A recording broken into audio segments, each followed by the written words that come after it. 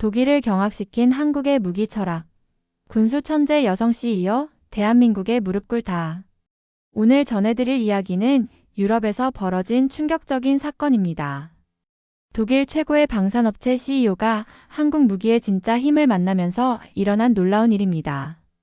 단순히 기술력만으로는 설명할 수 없는 한국 방산의 진짜 비밀이 무엇인지, 그리고 600년 전 조선의 무기가 어떻게 현재까지 이어져 왔는지 들려드릴게요.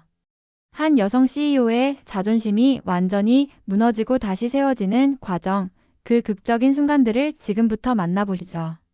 본 영상은 개인정보 보호를 위해 스토리를 재구성한 이야기입니다.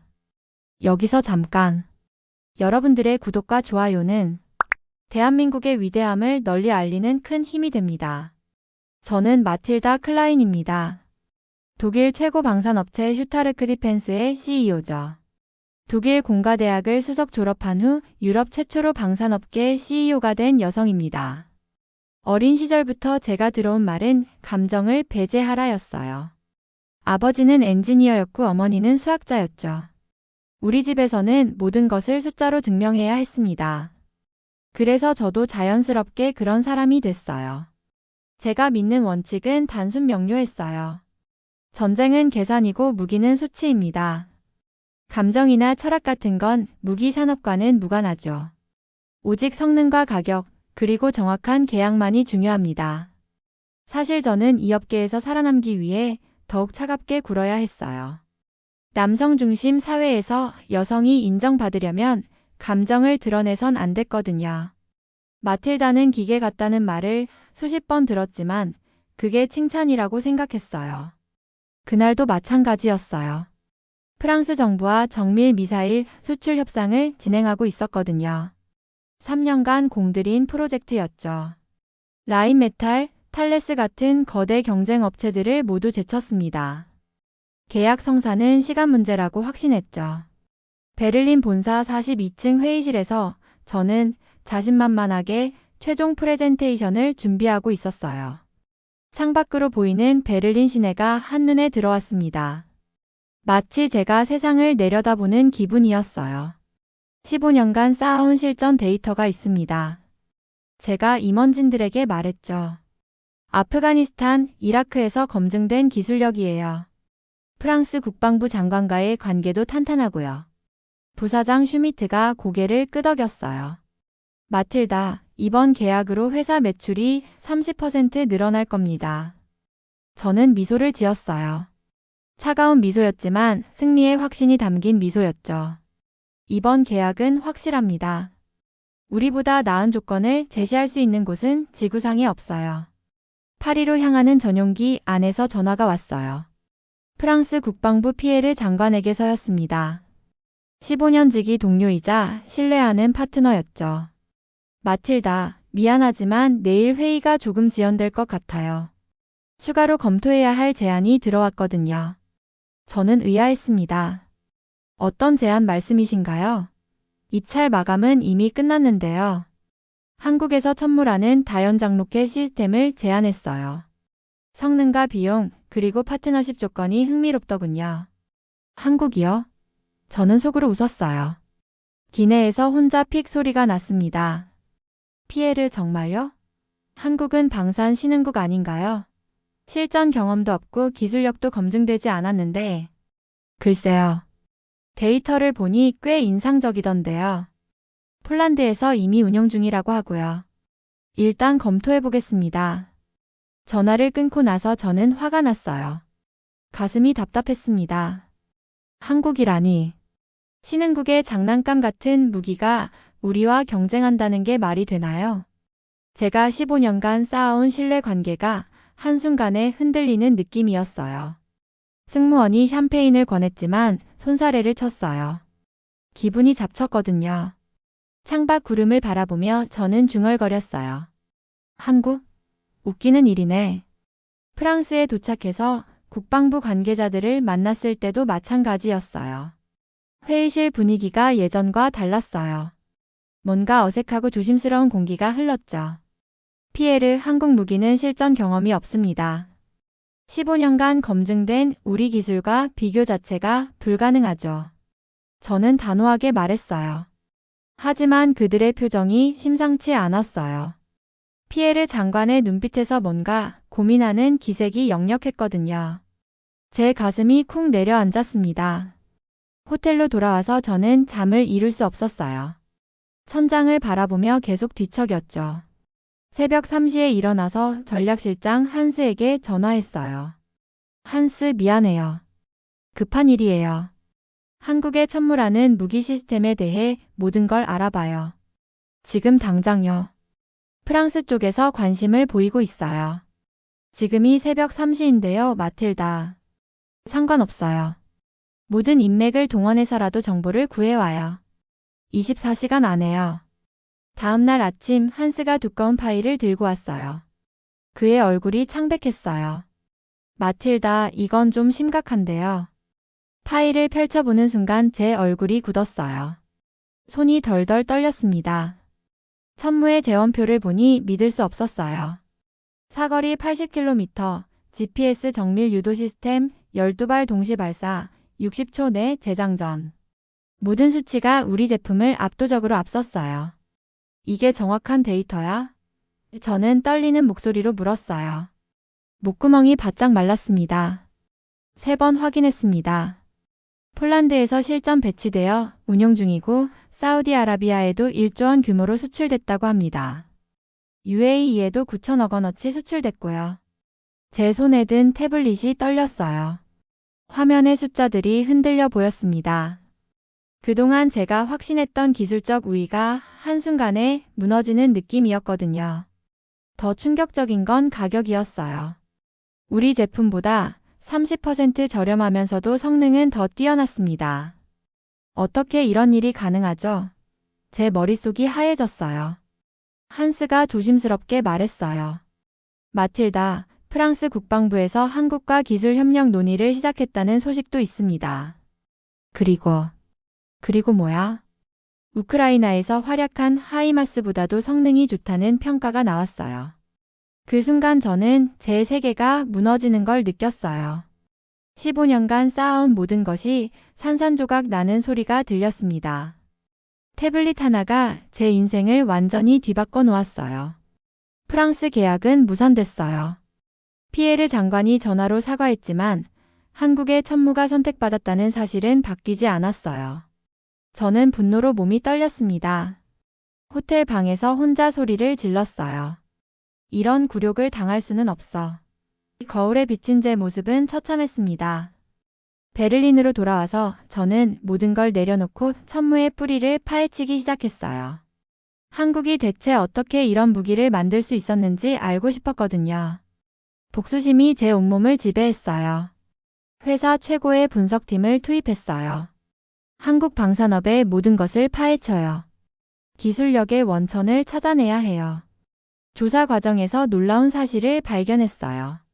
한국의 다연장 로켓 기술이 조선시대까지 거슬러 올라간다는 거였어요. 15세기 조선의 기록을 찾아보니 신기전과 화차라는 무기가 있었어요. 1451년에 제작된 화차는 한 번에 100발의 로켓을 발사할 수 있었다고 하더군요. 뭐라고? 저는 의자에서 벌떡 일어났어요. 유럽이 카투샤를 개발하기 500년 전에 이들은 이미 다연장 로켓을 썼다고? 더 놀라운 건 조선군이 임진왜란 때 이 무기들을 실제로 사용했다는 기록이었어요. 하늘에서 불비가 쏟아졌다는 일본군의 절규에 가까운 기록을 읽으면서 저는 소름이 돋았습니다. 한 연구원이 보고했어요. 마틸다 씨, 세계우주항공학회에서 조선의 신기전 설계도를 세계에서 가장 오래된 로켓 설계도로 인정했다고 합니다. 저는 머리를 감쌌어요. 한국의 천무는 갑자기 나타난 게 아니었어요. 600년에 걸쳐 축적된 기술과 철학의 결과물이었던 거죠. 제가 무시했던 그들에겐 우리가 상상도 못할 깊은 뿌리가 있었어요. 천무에 대해 더 조사하면서 저는 또 다른 충격을 받았어요. 단순한 무기 거래가 아니라는 걸 알게 됐거든요. 폴란드와 한국 간의 계약서를 구해서 밤새 분석했어요. 200페이지가 넘는 두꺼운 계약서였죠. 읽으면 읽을수록 놀라웠어요. 무기 공급뿐만 아니라 현지 공장 건설, 기술 이전, 공동 개발, 유지 보수 시스템 구축까지 모든 게 포함되어 있었어요. 심지어 폴란드 기술자들을 한국으로 초청해서 교육시키는 프로그램까지 있었습니다. 이건 무기를 파는 게 아니라 운명을 공유하겠다는 제안이네. 저는 중얼거렸어요. 가슴이 먹먹했습니다. 우리 유럽 업체들은 어땠나요? 무기만 팔고 끝이었어요. 고장나면 비싼 수리비를 받고 업그레이드는 별도 계약이었죠. 하지만 한국은 달랐습니다. 사우디아라비아와의 계약도 마찬가지였어요. 단순히 천물을 공급하는 게 아니라 사우디 내에서 생산할 수 있는 기반까지 구축해주겠다는 조건이었죠. 한스가 며칠 밤을 새워 분석한 결과를 보고했어요. 마틸다, 한국은 무기를 팔지 않습니다. 미래를 파는 거예요.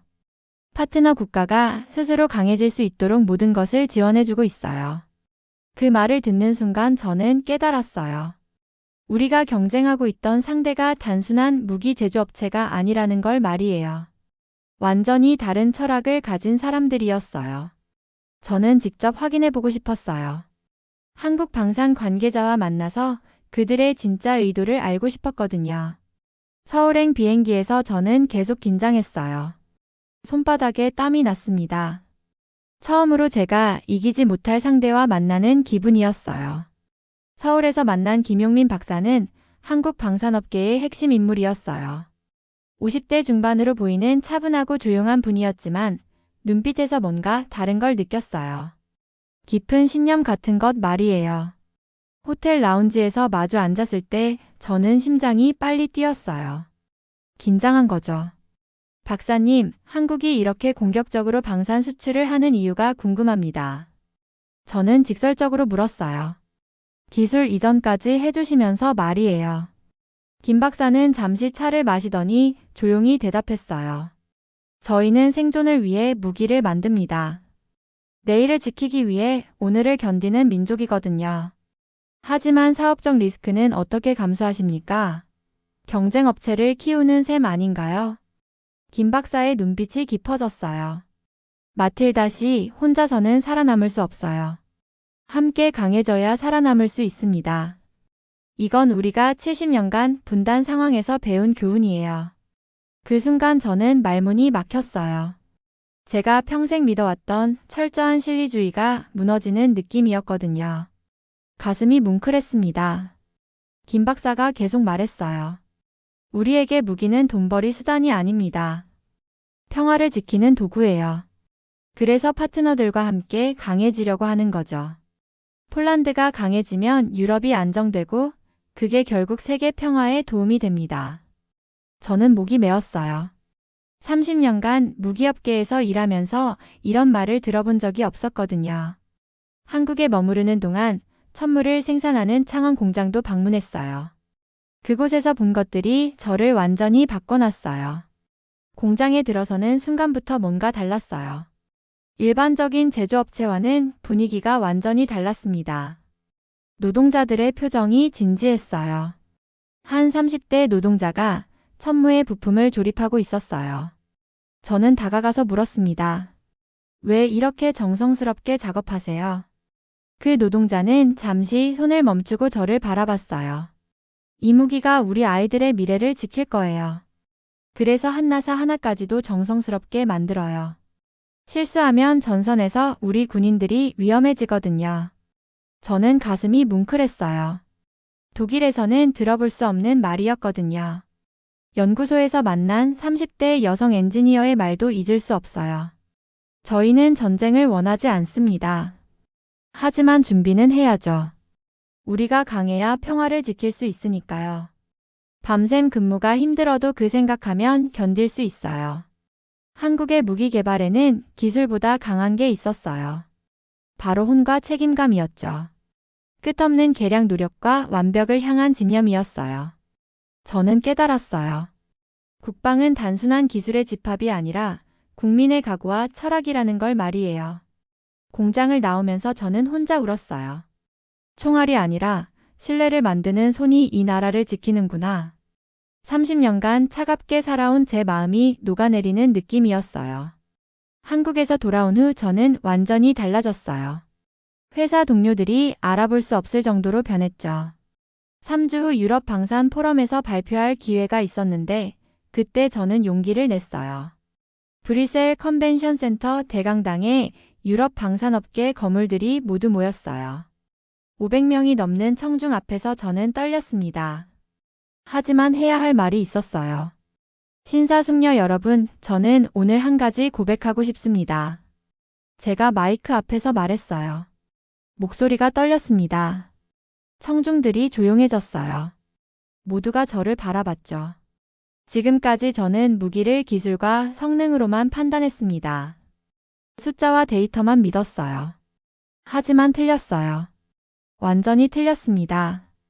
청중들이 웅성거렸어요. 제가 뭘 말하려는지 궁금해했죠. 진짜 무기는 그걸 만드는 사람들의 마음이었습니다. 한국에서 그걸 깨달았어요.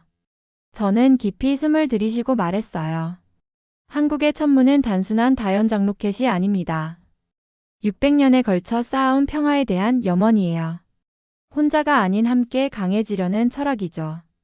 청중석이 술렁였어요. 하지만 저는 멈추지 않았어요. 우리는 지금까지 경쟁만 했어요. 서로를 이기기 위해서만 무기를 만들었죠. 하지만 한국은 달랐어요. 함께 평화를 만들기 위해 무기를 만들고 있었어요.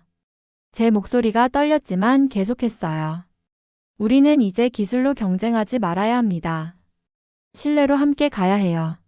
한국은 우리의 경쟁자가 아니라 배워야 할 파트너입니다.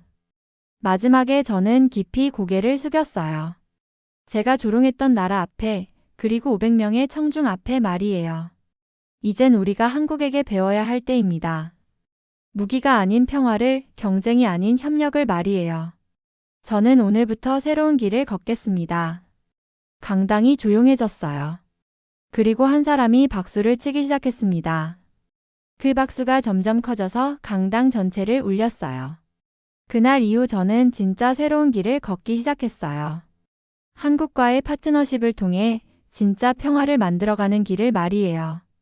천무가 보여준 것은 무기의 성능이 아니라 인간의 신념이었으니까요. 오늘의 사연은 여기까지입니다.